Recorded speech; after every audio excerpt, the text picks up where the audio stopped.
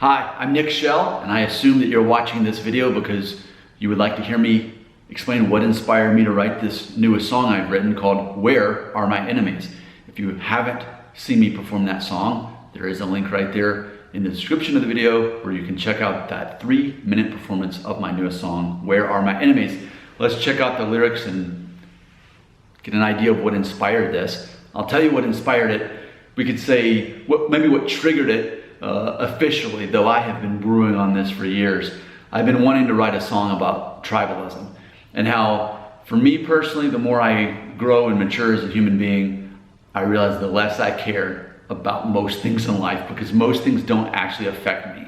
There's all of these things that I guess we could say that they're traps. We're supposed to care one side or the other, and it just doesn't affect us. So the actual event was, and I don't watch the news, but this bubbled up towards me. I had heard there was some controversy about Bud Light and transvestites. I immediately don't care. That does not affect me. I'm not worried about it. I don't feel threatened. I don't feel attacked. Either way, I'm not choosing a side. And that's how I am on most things in life. There's not a reason to choose a side. It's a distraction. That's all it is. And I'm not going to invest my time or energy or emotions in it. So it could be this thing, it could be just about anything. It could be sports, it could be politics. Those things just don't matter to me. And from an Enneagram perspective, I am Enneagram 6. For me to grow means for me to adopt more of a mediator, negotiator type of mentality where I'm not so high strung and I'm not so intense, and I can just pull back the camera and think, where am I in all this? And how can I help bring people together?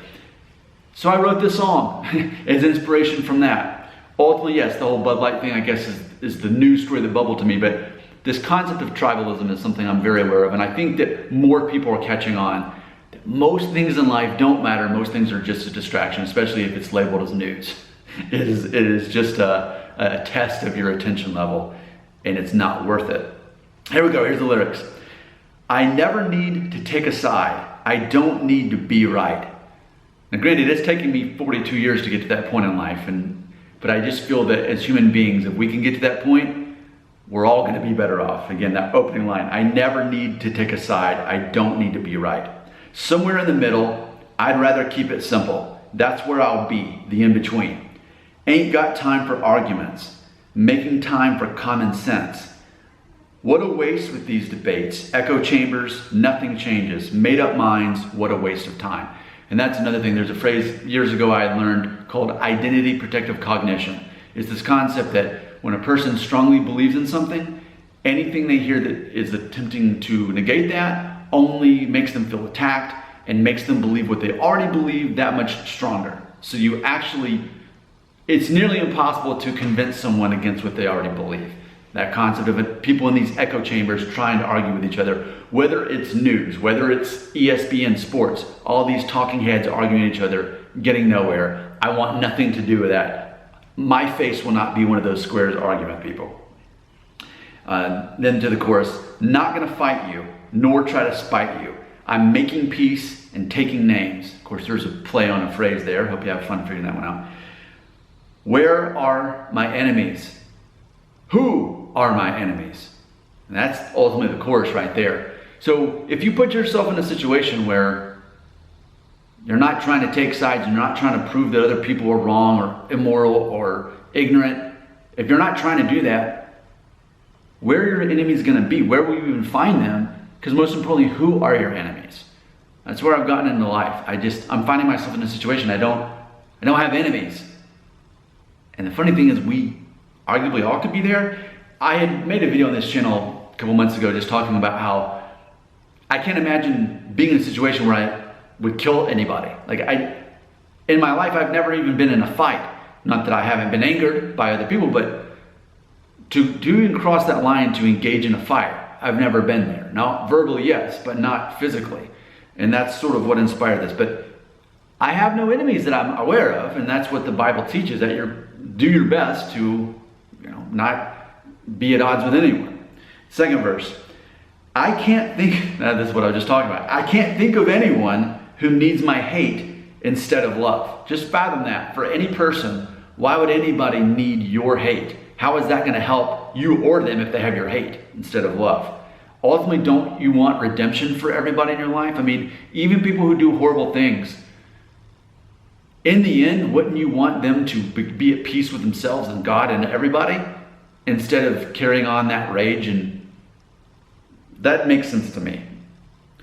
Again, next line, I only want the best for you. We're not in competition. We're on the same team. That's the way you look to me. My strategy is to compromise. My battle plan is to bridge this divide. Somewhere in the middle, I'd rather keep it simple. That's where I'll be, the in-between. So even in this concept of peacemaking, if that looked like some kind of battle plan or some kind of strategy, what would that look like in making peace? When we look at news headlines, we look at wars and rumors of wars and all these things, it's easy to buy into that and think that we need to carry that with us in our personal relationships and our interactions. The reality is we don't. The reality is the little bit of effect we have on this entire planet and this entire world is our personal relationships that we have with people. And I have learned personally, while it's not easy, if we put our time and energy and emotions towards resolving issues and being at peace with everyone we can, we're actually better off. You know, you've heard these expressions about how, you know, wanting revenge on someone is like drinking poison and waiting for the other person to get sick and die. And another one I had heard is that when you seek revenge, go ahead and dig 2 graves because one of them is for you. So I realize I can control very little in this life. That's how it is for all of us. So much of life is a distraction. So when we're looking at news, that's gossip, or it's just bait for you to get angry or emotional and think that you actually have control over these issues going on. Whether it's something to do with a rumor of a war in the world, or whether it's something as silly as somebody on the cover of a can of beer, doesn't actually affect us. We have these beliefs, and we think that because we have these beliefs, if we could only change other people's opinions, then the world would be a better place because people would think more like us. The reality is, if one side was truly superior to the other, we wouldn't be so divided, even politically in the United States. I think the reality is it's something like 40% versus 40%. And there's a strong 20% that's like me, just kind of in the middle, and we know that it doesn't really matter one way or the other. Because if one side was superior, it'd be no contest. Your comments belong right here.